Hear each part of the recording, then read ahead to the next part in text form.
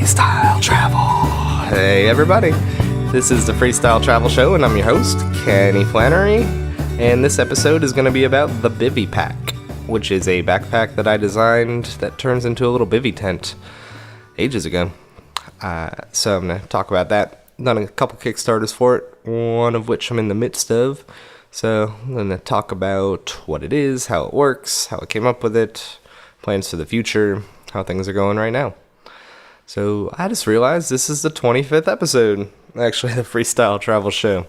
It's a little quarter-century milestone. That's cool. It's been going pretty good. If you haven't heard this show before, like I said, my name's Kenny. I've been on the road since 2007 when I left my apartment in New York. Just been living out of a backpack that whole time. And I generally don't stay in one place for much more than a day or a week kind of thing and keep on cruising. But once in a while, I'll stick in one place for longer than that. Close to a month or so. It's a little more rare. I did an episode just on that. It's called a Bases and Breaks a couple episodes ago. You can listen to that.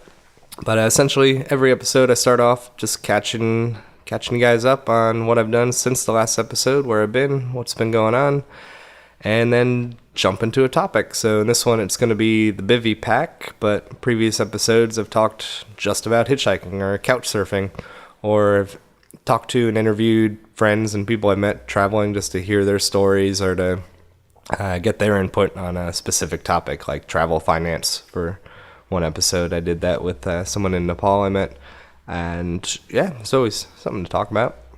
So since the last episode, I interviewed Christian in that one, talking about his travels in France. He was a model there and decided to live on the streets anyways just to keep his money for other things, and he had a bunch of good stories. Pretty good episode, actually, if you want to go back and listen to that one. But I'm at his place in Biloxi, and since then I've gone over to New Orleans a couple times. Once just to drop off this cyclist who was cruising around the South, trying to drum up work, whatnot.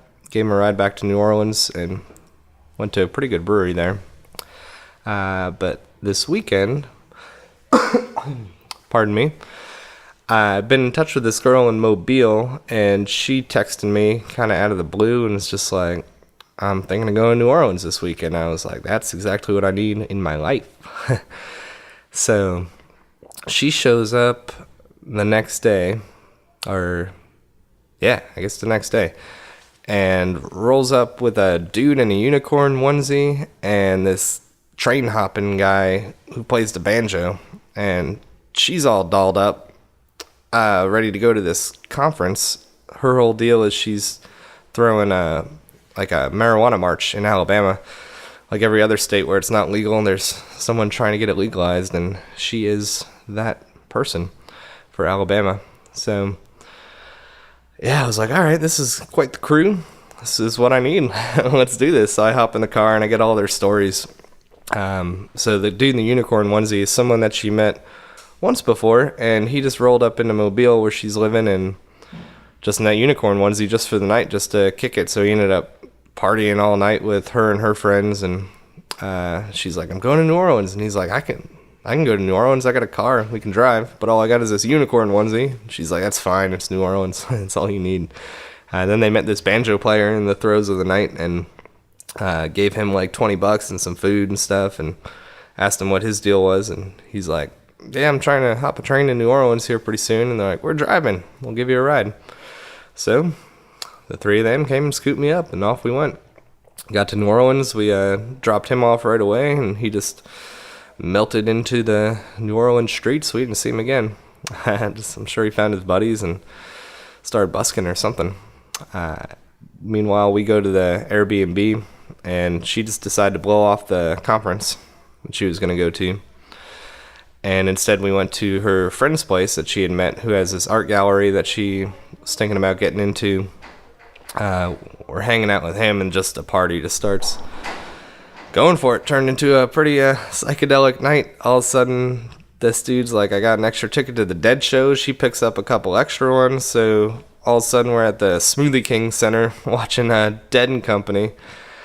I never seen any version of the Grateful Dead before, so that was pretty crazy. It's like, I don't know, just went from nothing to being there. John Mayer going off and people going crazy, nitrous balloons all out in the street, police right there, not caring at all, just letting it all go. So her friend, we went back with him afterwards. There's some big giant after party that we were going to go to, but we ended up getting swallowed up into this impromptu party at his place instead. That went on for a while, and yeah, pretty fun there. Ended up heading back to the Airbnb. We stayed up till like 6 a.m. or something, just letting it all out. And got up the next day, went back to that same dude's place, party there. A bunch of the people who'd thrown the after party and other stuff, and I don't know, knew the band, I guess. They were all having some big celebratory, like crawfish boil and oysters and stuff, so we were all in on that, and a bunch of cool people there. I kept getting introduced to people, like, you should know this person. I'm like, alright, well, just kind of out of the loop. I've just never seen their face before, but I'll definitely eat some crawfish and talk about stuff, have a good time.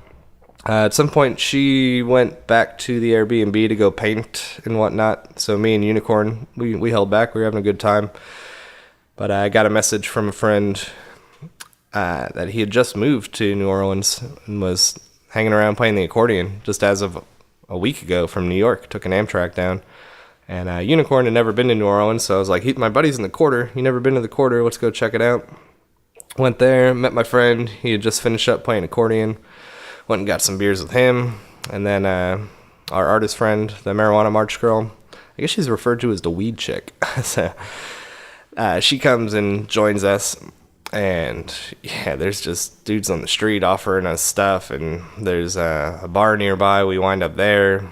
We just wound up all over the city, and then the four of us just all crashed at the Airbnb once again. We were going to leave the next day, but we went over to that dude's house again, and someone wanted to see the Joan of Arc statue, and, you know, one thing leads to another. We're having beers, and this girl's booking another hotel room, so another whole full day of craziness. Yeah, pretty freaking awesome, actually. This is exactly what I needed.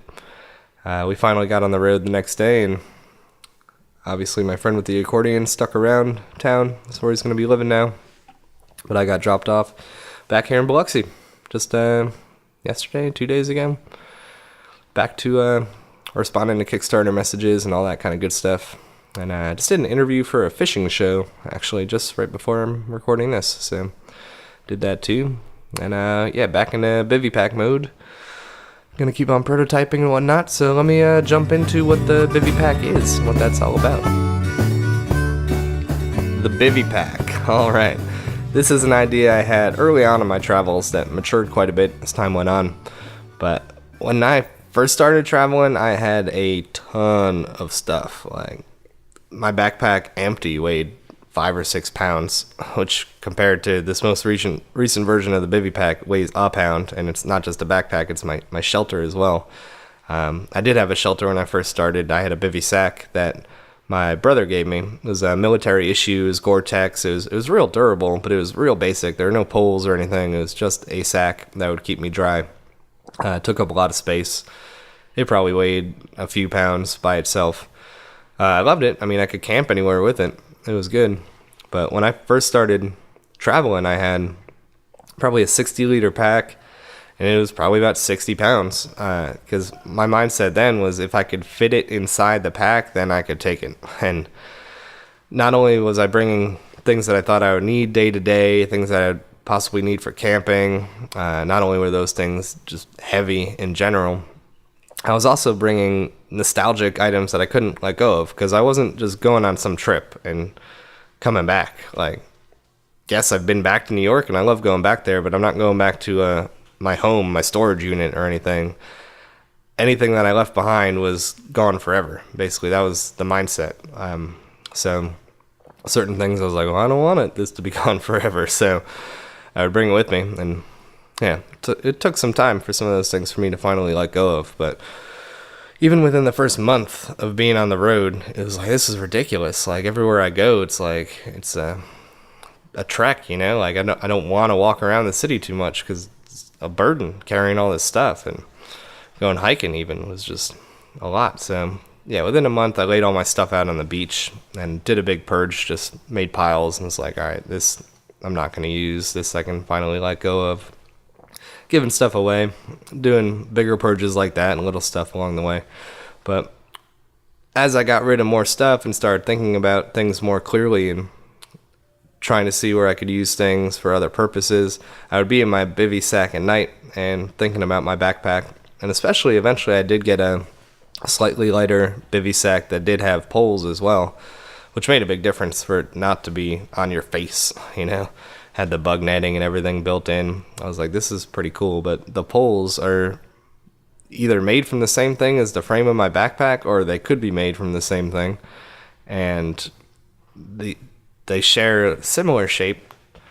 And this could be the same thing. And it really got in my head, like, all right, I want to do this. And I would just start drawing it out. And I would talk about it to everybody, whether I was hitchhiking or meeting someone or anyone who brought up camping or anything.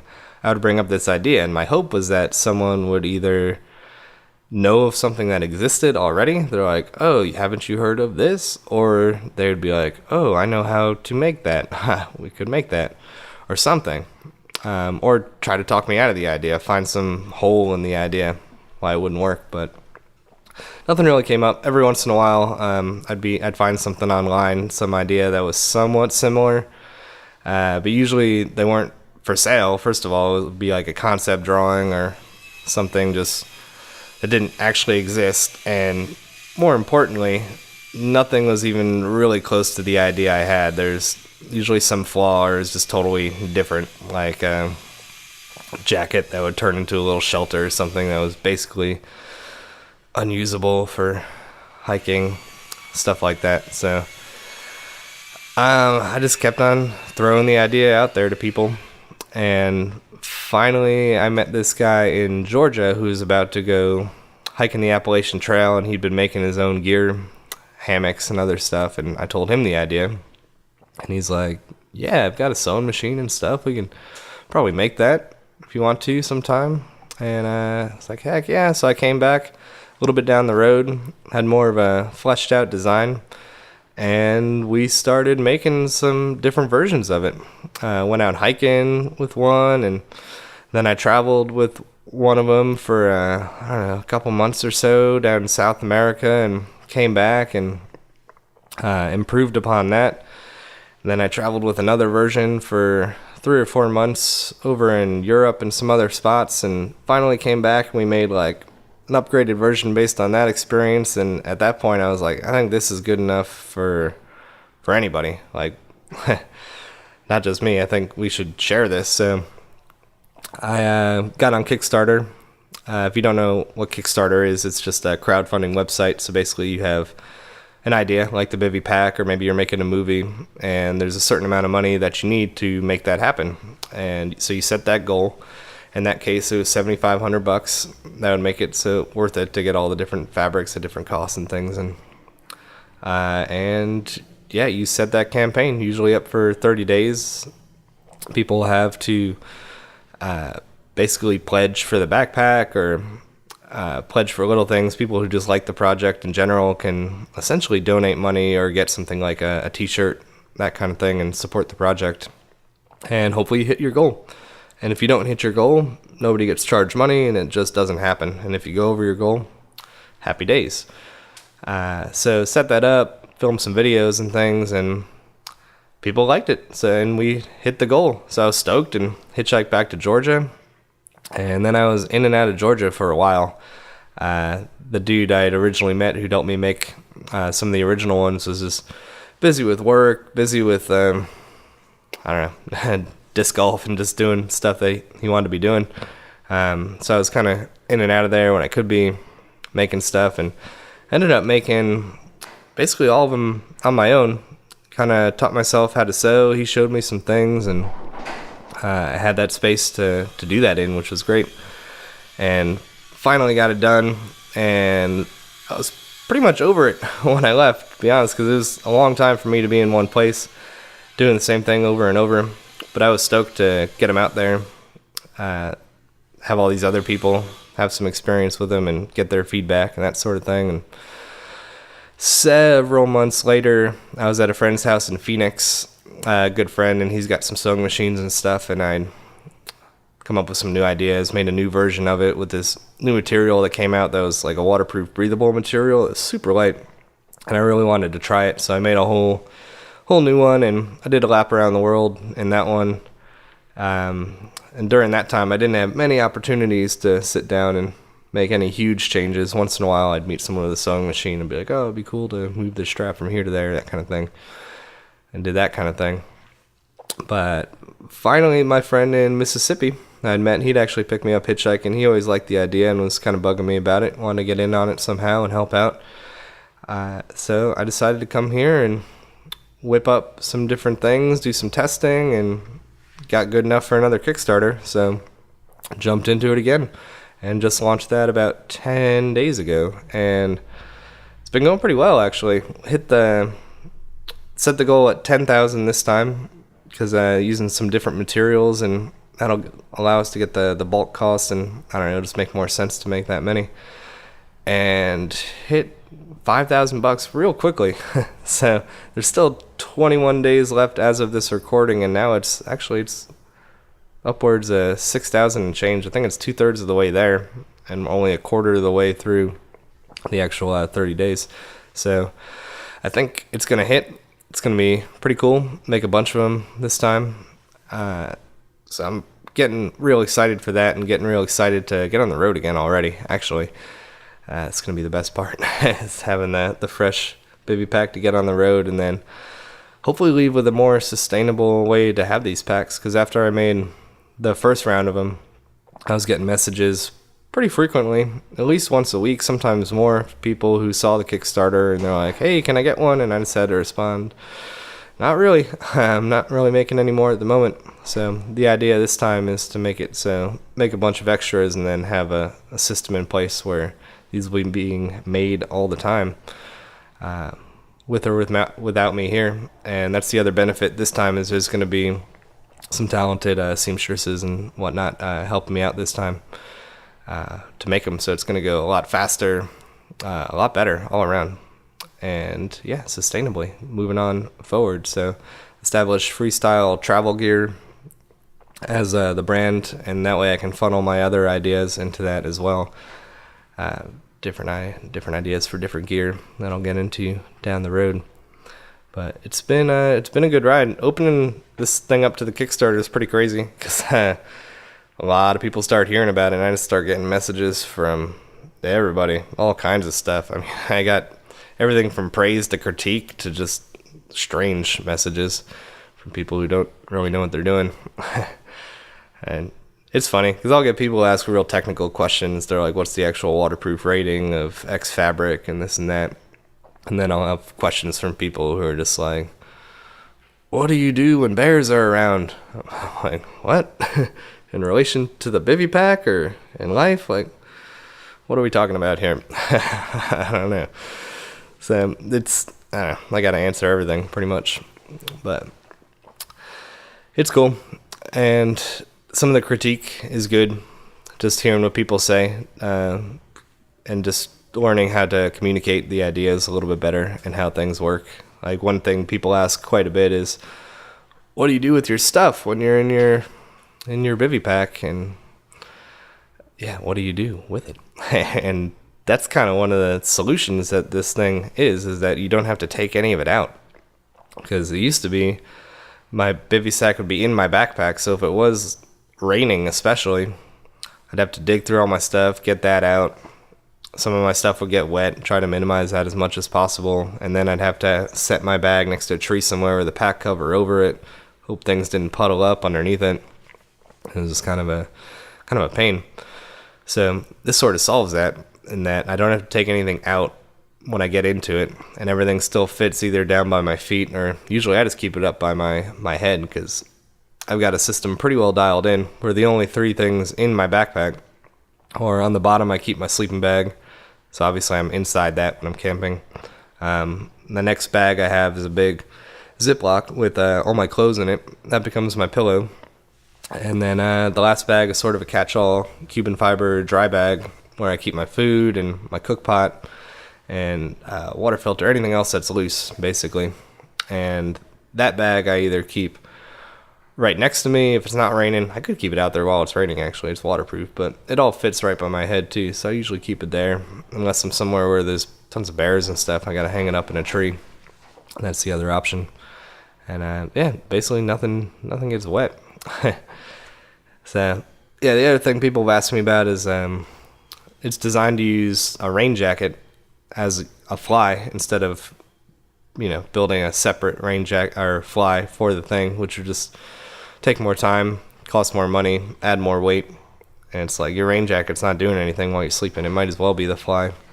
So people have been a little skeptical about that, which I get, but I think once they use it, they'll be like, this does save some time and weight and these sorts of things. And I get weird questions too about that. It's like, what if I don't travel with a rain jacket? I'm like, if you're not traveling with rain gear and it's not raining, then what's the worry, you know?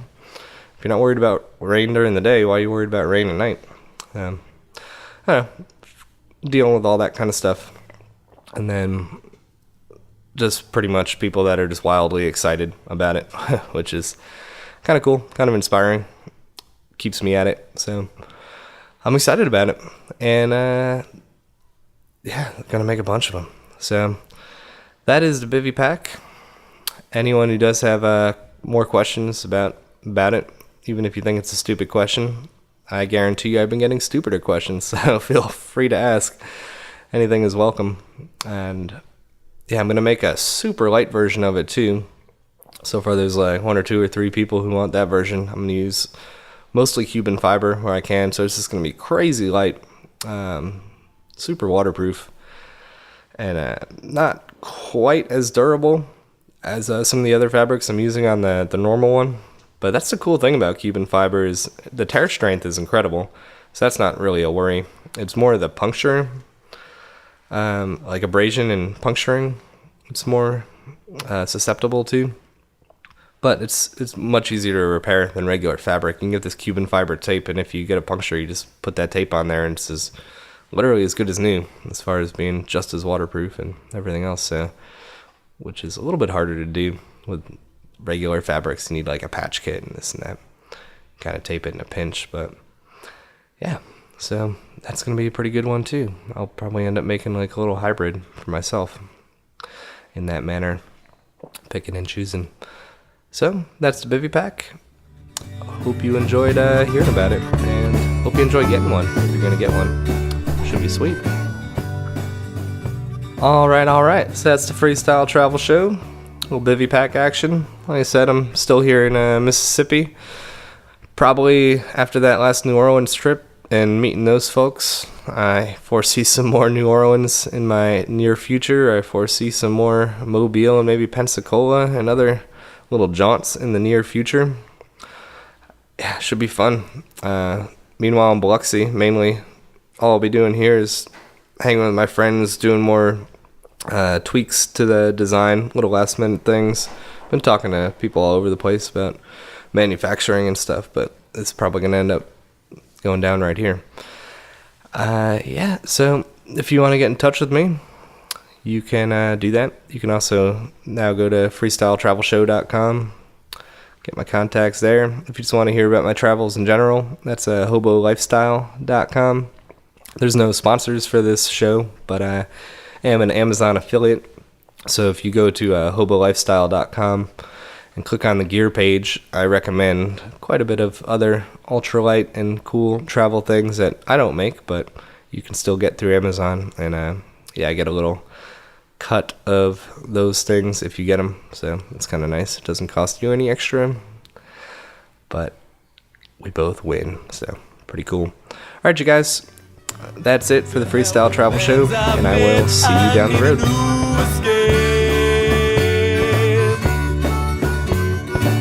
With all my shit straight, I'll get my big red.